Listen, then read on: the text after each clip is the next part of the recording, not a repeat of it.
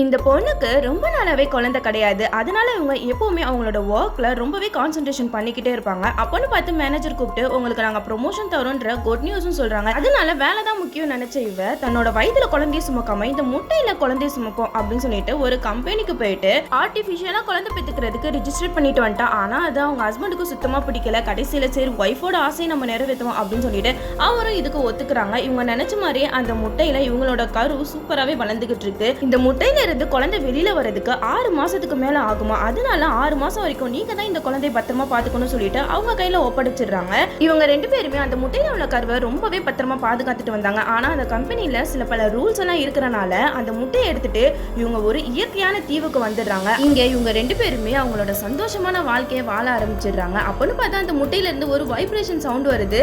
அதை கேட்டதுமே இவங்க குழந்தை பிறக்க போகுது அப்படின்னு சொல்லிட்டு அந்த முட்டையை சுத்தியில வச்சு உடைக்கிறாங்க. உடைச்சதுமே அதுல ஒரு அழகான குழந்தை வருது.